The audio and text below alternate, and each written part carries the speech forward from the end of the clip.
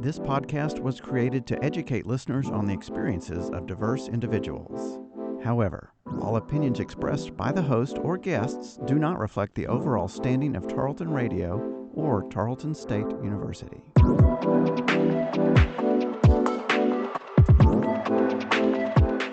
Hello everyone and welcome to Making Space, a Diversity Dialogue. I'm your host Cole, and this is a bi-weekly podcast where together we'll have questions answered about socially sensitive topics while learning how to create lasting relationships with diverse people. How I approach this topic will be a little bit different, folks. Our discussion will be over learning disabilities, things like dyscalculia, ADHD, auditory processing disorder, and more. But we'll be looking at these disabilities through two different lenses.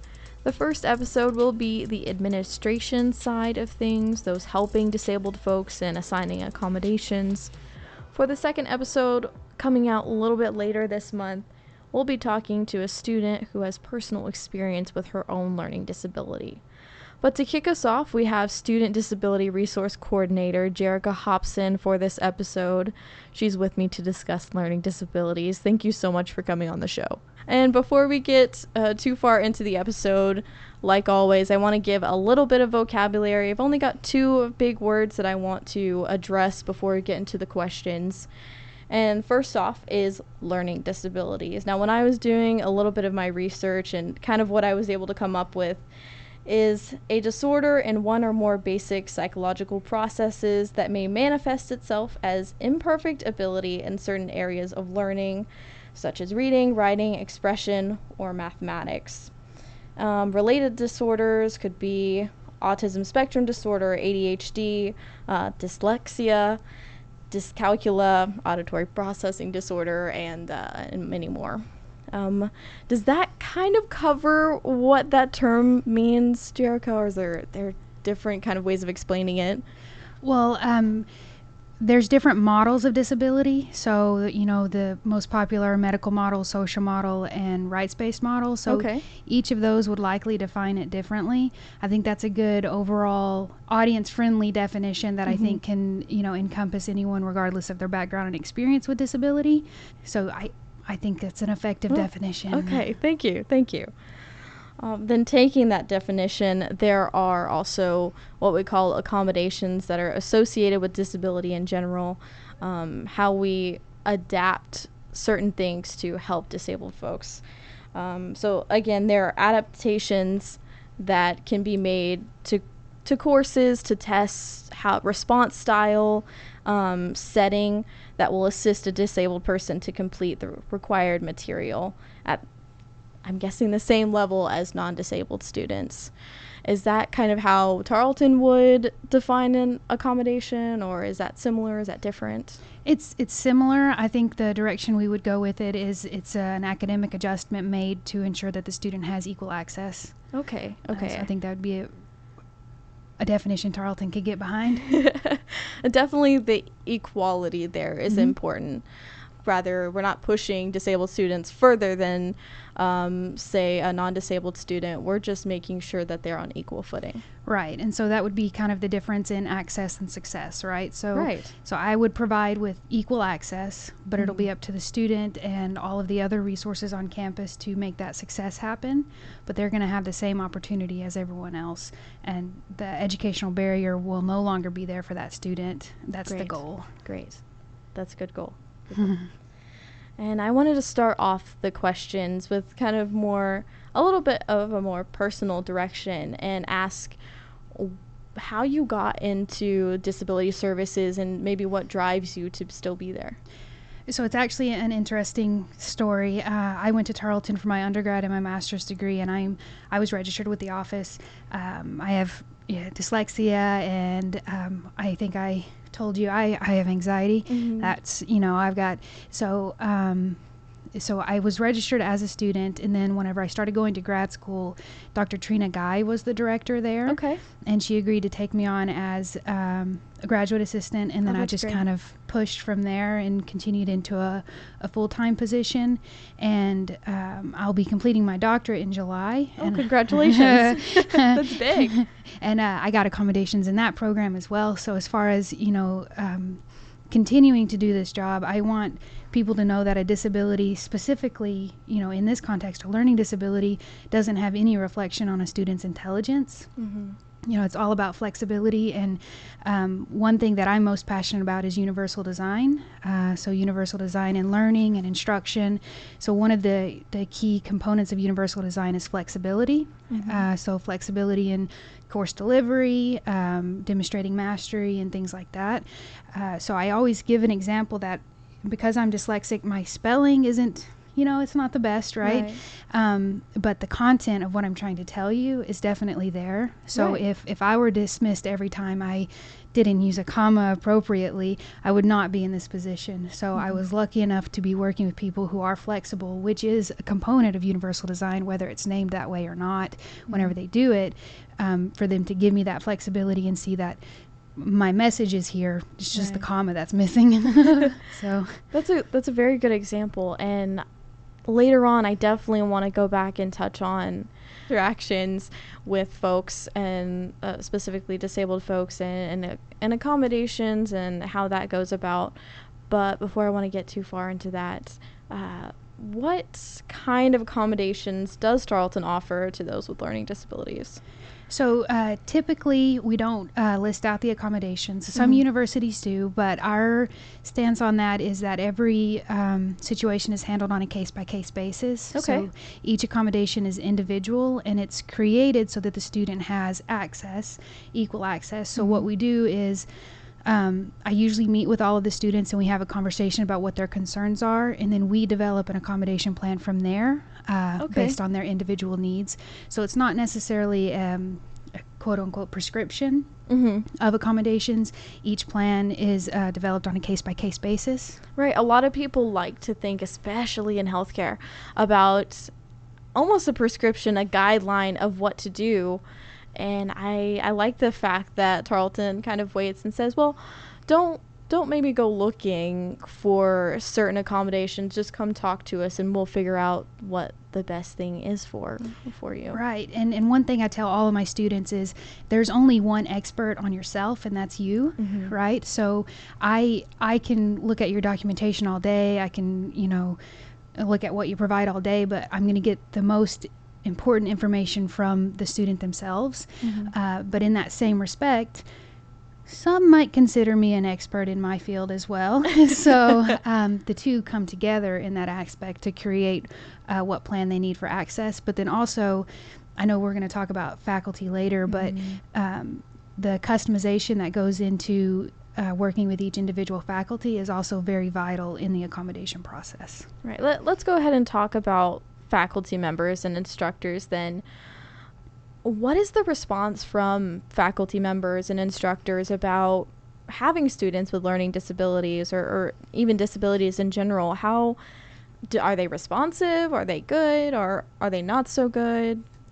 So I actually had multiple meetings today, and I said this in multiple meetings. One thing that I'm most proud of at Tarleton is our faculty and the willing to be open and work with our students, but then also they are open to being re-educated or redirected, right? Okay. So, sometimes faculty go into it thinking, well, this is the way I've always done it. This is how I think it's correct. Right. But then it's brought to my attention, well, maybe that's not, exactly how we should do it. Let's sit down and talk about, why, because I'm not going to just go in and say, you're doing this incorrectly, you need to fix it, right? It's a collaboration. Right. They're a professional, I'm a professional. And sometimes we include the student, but sometimes it's just a general re-education session that we have. And I have found that 99% of faculty are completely open, and that conversation is usually quite pleasant. Every university is going to have some faculty that it's a little bit more difficult to work with than others. I can say Tarleton has far fewer than any other system school of the providers that I've talked with and interacted with. I would say that's one of Tarleton's strongest assets is our faculty's willingness to work with our students and my office. So when you talk about having these meetings with instructors or faculty members, does that usually come after, or is it more of a beforehand kind of combat any sort of issues that happen in the classroom with compliance? Basically proactive versus reactive, right? Yes, that was the word I was looking for. Thank you very much. No problem. I give this conversation a lot as well. So part of universal design is being proactive rather than reactive. That's one of the tenets of universal design as well. And I know I've mentioned it a lot. And the listeners, if you're interested in looking it up, it's making things accessible from the beginning. Mm-hmm. It was developed out of architecture, so building in the ramps from the beginning rather than adding them later. Yes, that kind of thing. That would be more easy. Yeah, much easier. And the ramps, they're helpful for people who are disabled or non-disabled, right? So someone who has a stroller, someone who's carrying a lot of things, it might be more beneficial to go up a ramp or an elevator than to try and make it up those steps. So that's the tenet of universal design, making things that were seen as quote unquote special accommodations for this specific population being something that's commonplace and just done from the start, right? Like putting a door on the building isn't special. It's done from the start because that's what has to happen for access for anyone. Exactly. So we do have a little session with new faculty during the new faculty orientation where we introduce our office and what we do, and then we meet with each college. So the College of Agriculture, the College of Education. They just changed the names of those colleges, and I don't know what they are. Yes, I believe it is Agriculture and Natural Sciences. Okay, that one. We meet with that one. So during the college meeting, it's the dean that calls it, and all the department heads are present, and any program directors are present. And so we kind of meet, reintroduce our office, and we say, this is what we're doing. This is kind of what we need from you. The other half of my office is the testing center. Right. So we talk about using the testing center, what kind of tests we offer, and things like that. But we do meet with the colleges. And then aside from that, I'm always open if someone reaches out to do any training or anything like that. I've worked with Emily Van Kirk quite a bit. Yes, we know her. Yeah, I believe, I think I might have attended a talk where you talked, and I was probably on Zoom and I didn't stop talking. Other than that, yes, I do deal with a lot of reactionary conversations, just because I rely so heavily on our students to let me know if something's going wrong, because they're the ones in the moment, and again, they're the expert on themselves. Right. So I can include the student in the conversation initially and identify them if they'd like, but usually I can go into a conversation with a faculty member, keep the student's confidentiality intact, and then we can just talk in general about their understanding of X, Y, and Z accommodation. Or, we'll go into specific scenarios. Mostly, the issues I deal with, it's just a misunderstanding or a miscommunication. I see. Yeah. Are instructors and faculty required to comply to this method, this universal method? Not universal design. Oh, universal design. Yeah, okay. No, not that. And it's not an officially adopted concept or disclaimer there. Okay. It's my own, what I try to push. Oh, I see. Yeah, okay. Yeah. Okay. It is it's a thing, right? It's a national thing. It's just not something, formally endorsed at Tarleton. Right. But it is something that I'm encouraging, just because after COVID especially, so for example, the recording of lectures, that would be extremely helpful for a large portion of my students. Of course. And it's helpful for students in general, to be able to review that material. And honestly, whenever we look at what is a faculty assessing, they're assessing whether or not they mastered the content, not whether or not they were able to write down notes. Exactly. So that's a concept that could be seen as universal design. I believe it's moving to faculty discretion. Okay. But, if I'm asked about it, that is the conversation that I have. So, yes, there is federal and state legislation, the Americans with Disabilities Act and then the Americans with Disabilities Act as amended. Yes. So both of those require any university who receives state or federal funding to abide by the ADA. Private universities have to do it as well. They're just under a different title. I see. Okay. So they do. But with that being said, it's still a collaborative effort. Like I said at the beginning, I don't prescribe these things. So the faculty member is the content area expert. I'm the expert in this field. The student is the expert in themselves. So if a faculty member ever feels like it's a fundamental alteration, an accommodation cannot fundamentally alter the core foundations of a course. Right. So in that case, no, the accommodation wouldn't apply, but it's a conversation. It's not just the faculty member saying, no, I'm not going to do this. But it's important that the student lets me know if that ever does come up, so we can have that dialogue and open that conversation. That's great. It's great. It's very much, I never thought about it in a group kind of method, but it definitely is a group kind of cycle that happens. That's very interesting. Yes, definitely. And confidentiality is quite important for me, but I have course. found that as we move forward and there's more of an acceptance of disability as part of identity, that students are more and more open to have that discussion and be identified. Just like you have a student who obviously has been comfortable and they're going to be coming in, that has extremely helped not only myself, of course, but those who are not in the disability world, right? It helps them, whether they know it or not. Everyone comes in contact with someone who has some form of disablement. Everyone does. And at some point, most everyone will experience that, but they don't put it in that context right away. So students being open and willing to have those conversations with faculty, with you, with other students, it re-educates everyone and makes disability not taboo to talk about. It makes it more visible, and that's really what we like to see on this show, is the education value, but just, hey, this is a group that's here and that need to be heard. Yes, and our population has actually grown substantially. So the Amendments Act was passed in 2007, 2008, and it broadened the scope of what's considered a disability in order to be protected under the ADA. Okay. So that opened the door for who's eligible for accommodations in post-secondary education. So obviously I wasn't here in 2007, but we have almost 600 students registered with us. Wow. And when you look at the larger population of Tarleton, obviously that's not a huge population. It's not a huge segment, especially when you look at other marginalized groups. But the disabled population is a marginalized group, and it should be treated that way. Definitely. But whenever you compare our numbers to, say, other system schools, or other schools our size in general, we do have quite a large population. Okay. So it is becoming more, I wouldn't say easy, but less stigmatized for students to come forward and say, I need these things. I'm going to work hard, but I'm going to let you know what I need as well. That's good. That's good. Not, I guess, at least on my end, I didn't know how many students were really involved in disability services, and if that was something that needed to be worked on, that people should know that they can come up to you and just be like, hey, I need these things. And that kind of brings in a question that I had, which is, besides faculty, because you mentioned that you mentioned the faculty training, instructor training, and that you go and introduce yourselves to different departments, do you do something similar with students that maybe wouldn't think to ask otherwise?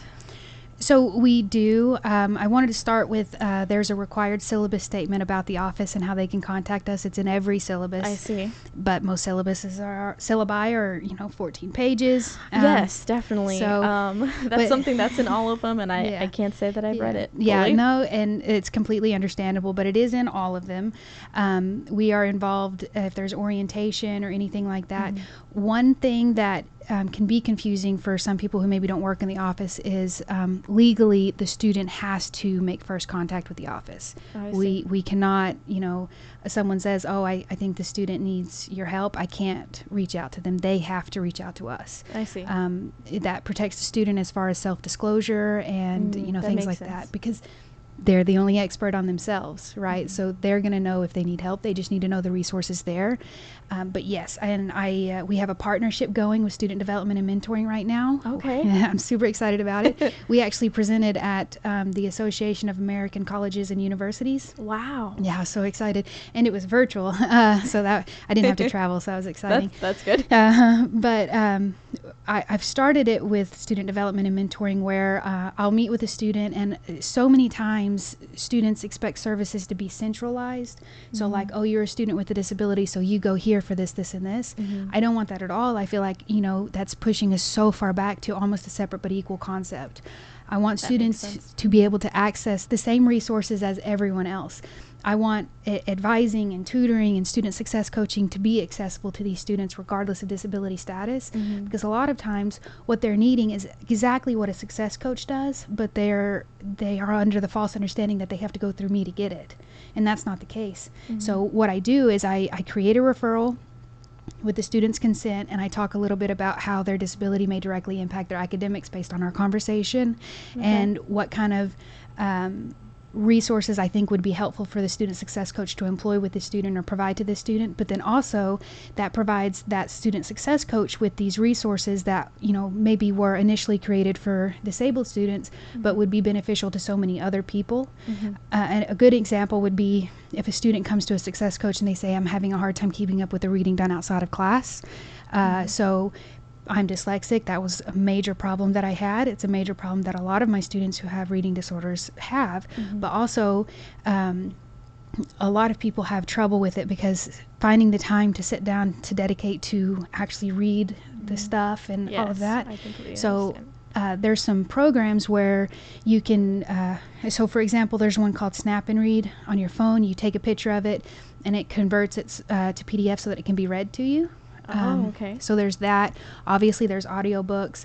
If it's there's a program called Natural Reader that I use. It's my favorite. So anything on the computer, if you can highlight it with your cursor, this program will read it to you. Oh, okay. There's a free version. It's called Natural Reader. There's a free version. I'll try to link that. And it's actually fantastic because it's very simple to use.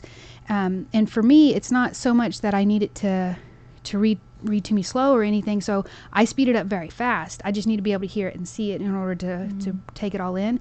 But that would be beneficial to working parents. It would be beneficial to people who commute. None of those are disabilities. Right, but it can be applied to other Right. students. It's, Right. And that's very important. And now our success coaches and our mentors, that department is being exposed to those resources. And eventually I want to branch that to all of the student services departments on campus. But I'm wanting to get the framework established with student development and mentoring because I think they're the most immediately helpful for the students coming in. It's a wonderful department. So everyone, student development and mentoring over there with Dr. Mananchaki. That's great. I was actually about to, my next question was going to be, in your opinion, where do you see that the disability services has room to grow, or if it has room to grow, where do you see it going? So what I want to do is, to a certain extent, work myself out of a job, right? I don't want things to be special accommodations anymore. I want them to be things that are built into a course. They're part of pedagogy. They're part of, instruction and learning. So obviously there's going to be some things that universal design can't really address. So testing, for example, most people don't take college test or college type test once they graduate and they're in the workforce, right? Right. So that's kind of an exception. But being able to work with students to build those skills and faculty to help them build those skills in order to bridge to the workplace so that they can find those resources for themselves once they get out there, or to help incorporate that into their workplace already. I really want to do that. I'm obviously passionate about universal design. Yes. I do have job security, though, because it's the law. But mainly I want to do some education. And we did recently change our name. So we did used to be referred to as Disability Services, but we're now Disability Resources. Resources. Okay. And so it's only a single word change, but it is so much more than that for a lot of people, but for myself especially, as far as the philosophy and the direction that I would like to go. I don't want to be a service as in we do this for you. I want to be a resource and let's educate you, let's work together, let's make this happen, let's make sure we don't have any issues, let's make this accessible from the start. And it's not student disability services anymore, it's just disability services, because accessibility is a university-wide responsibility. It's not the responsibility of a single department or the student to go to battle for themselves. Right. It's the entire university. So that's really what I would like to do. I'd like to open it up to, okay, accessibility is the responsibility of everyone. Right. Let's figure out how we can do it, because so often disability is trapped in the single department that has disability in their name, right? And I think that does a disservice not only to the disabled students, but the non-disabled students as well, as far as exposure to diversity, like what you're doing with this dialogue. Definitely. So So my personal vision for the office would be to follow the models of disability. So obviously the medical model of disability is the most traditional so to speak, model. It's the one where it's medicalized. It's an inherent problem with the individual. It's something that needs to be cured, and so on and so forth. Right. It has its place. It has its place in the medical field. I can see how that's important in the medical field. Doesn't have its place here or in advocacy or anything like that. Then you move to the social model of disability, which is quite popular. It has a lot of flaws, which have been addressed, but in that aspect, that's whenever we get into the conversations about language. So identity first versus person first, and things like that, and looking at how society contributes to barriers and how they put up barriers. Right. That makes sense. Yes. We can kind of see that in a lot of different ways, especially right now, not just with disability, but also with race and sexual orientation and gender identity as well. Absolutely. And there is a lot of crossover. So conversation about critical race theory is really heating up right now, of course, but there's DISCRIT, which is critical disability theory. So there's a lot of overlap as far as, advancements of rights and awareness with race, LGBTQ. So a great example for LGBTQ is the Q, right? Queer used to be, insulting, used to be a dirty word. The same for disabled, right? Sometimes it's hard for people to understand that that's no longer, or it shouldn't have ever been, but it's not a dirty word anymore. It's part of identity. A disabled person is okay to say. That's identity first. That's identity development, which really should be happening in college. That's whenever a student figures out what their identity is. And so if we can normalize saying disabled, it's going to be extremely helpful, just in the larger picture, in getting students what they need that is kind of beyond the curriculum, right? It's human development. Right. And then you move into the rights-based model of disability, which is really the arena that I would like to work in. And it gets a little confusing because the rights-based model is not as concerned with advocacy as the social model. That makes sense. Right? So I think a university has an obligation to abide by the ADA, which is a legal document, right? Yes, definitely. And I think sometimes whenever we kind of bleed over into advocacy, sometimes it may blur the intention of the ADA, right? And sometimes it can make it difficult for service providers to see their way through, okay, this is what they need in order to have access. If I do this, I know they're going to be successful, right? Right. So that can get a little confusing. So if the Office of Diversity and Inclusion and International Affairs, if they can kind of adopt the social model of disability and see disability as part of diversity and part of culture, that is where those students can go to get that social support, just like they have mental freedom and BOLD. I know they had those going, but seeing disability as culture and diversity follows that social model, while the legal and federal compliance happens just like in the Title IX, the Office of Civil Rights. That's where that happens. It's okay, right. So there's a legal arm to make sure they're getting what they need, but then there's the advocacy arm, which it's exactly the same for race, LGBTQ. It's the same concept and the same model. So just like we've taken from their efforts for other progressive movements, we can do the same for this. But more and more you're seeing the centralized idea of service. So you have a disability, so you go to tutoring over here, not over here, right? And I can see how that could be appealing, but it's also damaging. It's segregation. It still creates the separate, right? And so I don't think people see the damage it does to disability identity whenever that stuff like that happens. That's why I think it's important to keep the legal compliance here, right? Because legal compliance is very, very different than what happens in diversity and inclusion. Of course. Right? So that's where I'm interested in, because it's clear, right? And I can be a consultant. I can say, this is what the legislation says. It's actually not clear at all. It's up to a lot of interpretation, but it requires someone to have a mindset that can see multiple angles.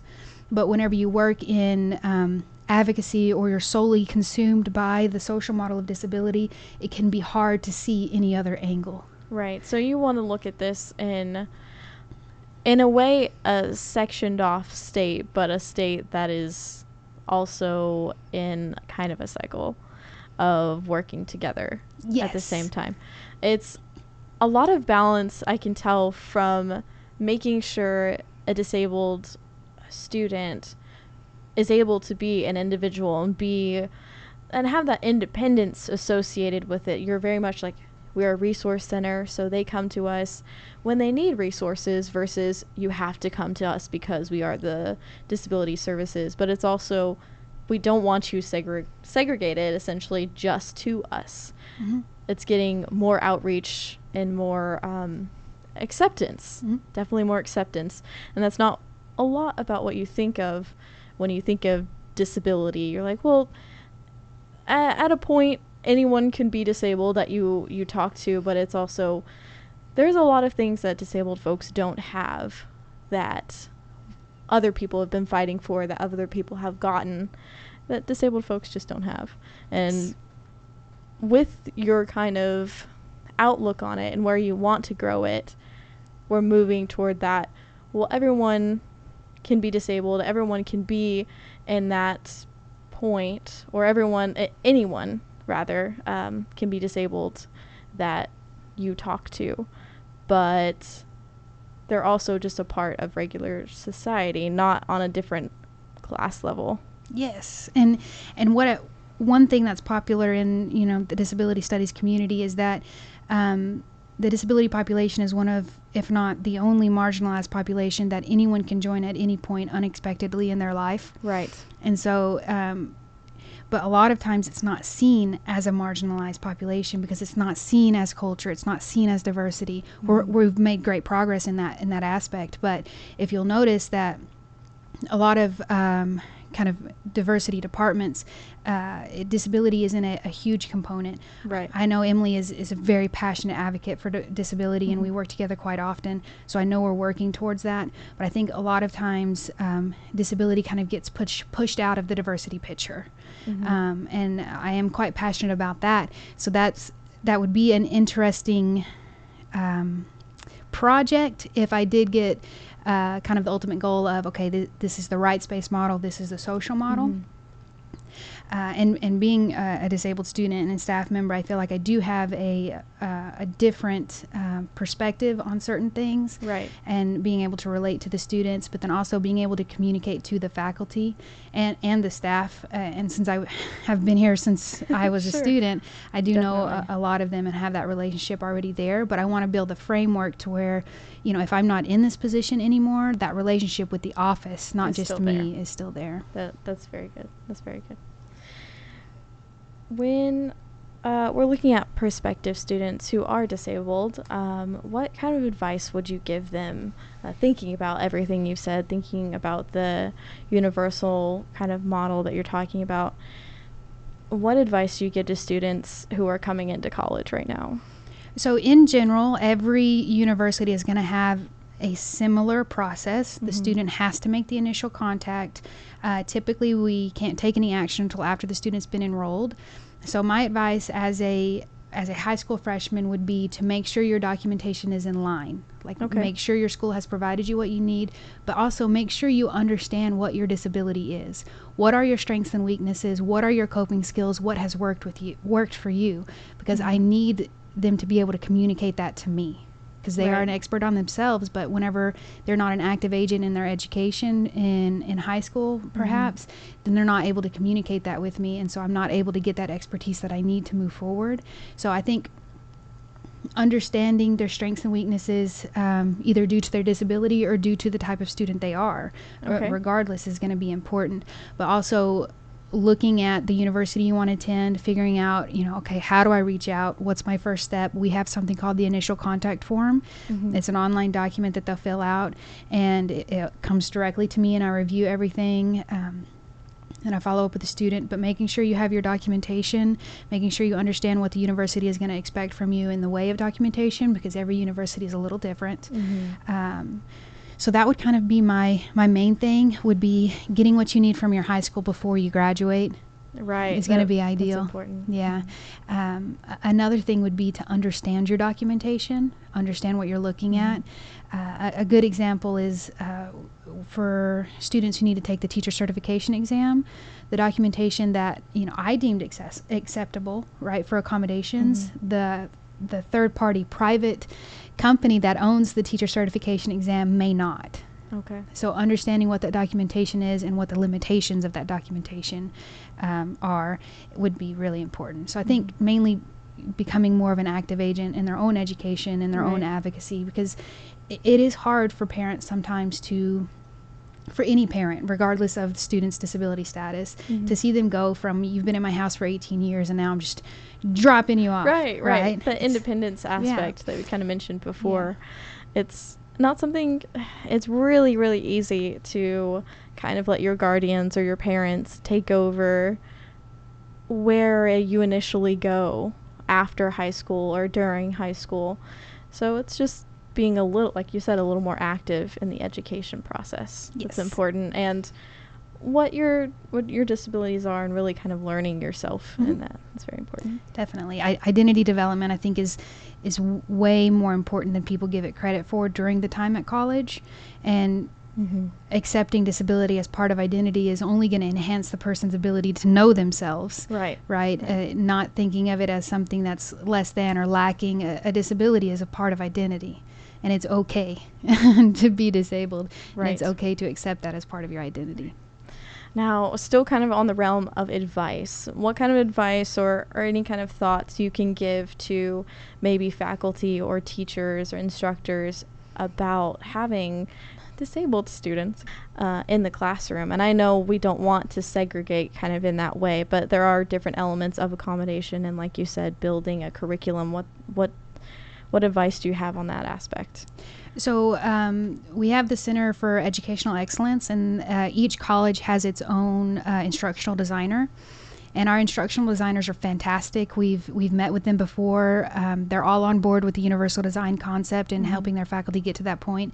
They were instrumental in making sure things were accessible when we made that shift to online, especially with the captioning and making sure those things are in place. So for the faculty member, it would be contacting their instructional designer about possible accessibility, but then also I think being flexible without being over accommodating is important.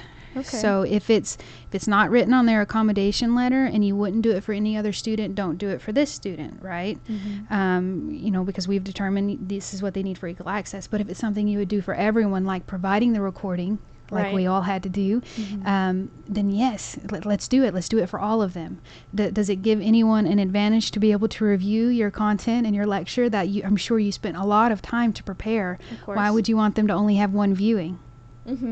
That's a good point. I hadn't thought about that before. So there's, I think there's just flexibility is important, and I think faculty especially learned a lot about flexibility during COVID, and some of them may be bent to breaking point, but still being open to that flexibility would be what I would advise. And I think, like I said earlier, I'm very, very proud of our faculty. Right. Okay. Are there any topics or elements, whether that be like the administration side of learning disabilities or disabilities in general, that we didn't cover that you wanted to make sure to mention? I think mainly I want to talk about or mention the importance of self-advocacy and communication. So there's a difference in self-advocacy and battling, right? Yes. Yeah, so self-advocacy is what I expect, but battling is not what should happen. That's whenever a student needs to reach out to me so that I can help step in and engage in that conversation, but also understanding that having a disability doesn't automatically put you in, a box, right? So the expectations are all still the same.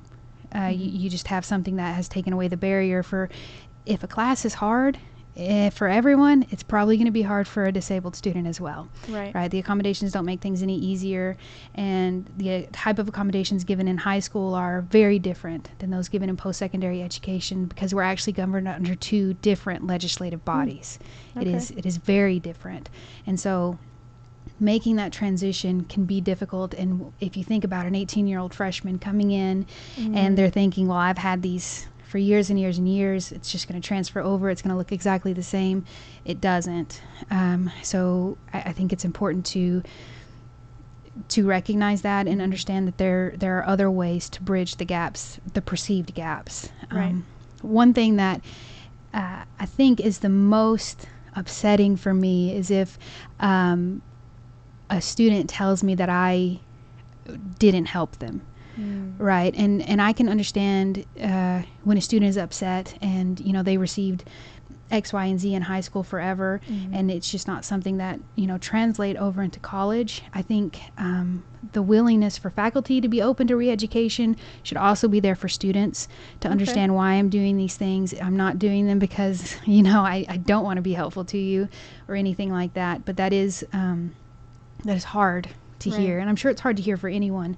But I am personally invested, right? Not only in the job, but in the students, because I know I went through it. I understand.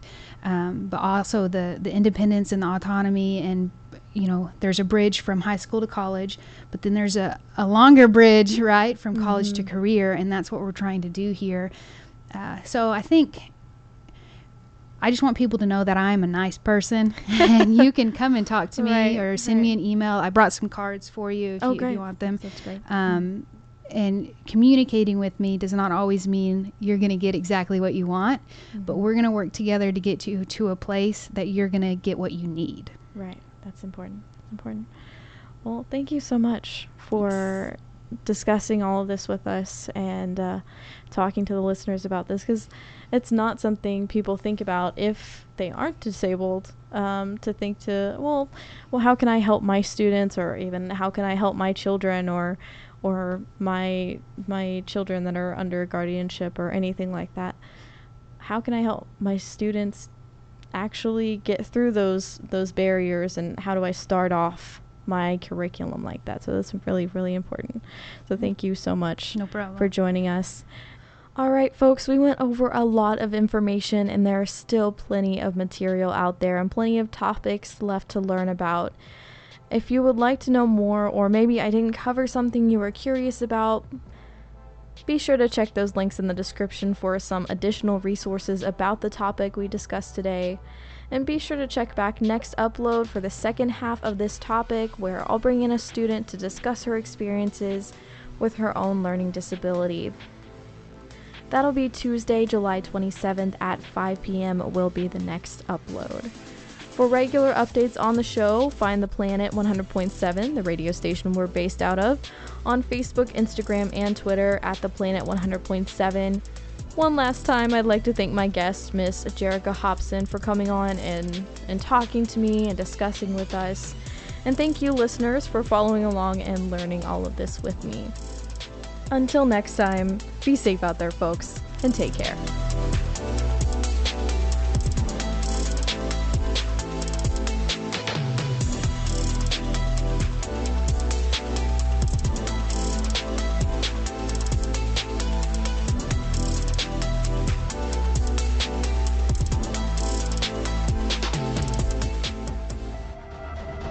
This has been a Tarleton Radio Network podcast with production from me, Taylor Welch, and me, Brianna Blanks. Find more great shows by searching Tarleton Radio Network wherever you get your podcasts.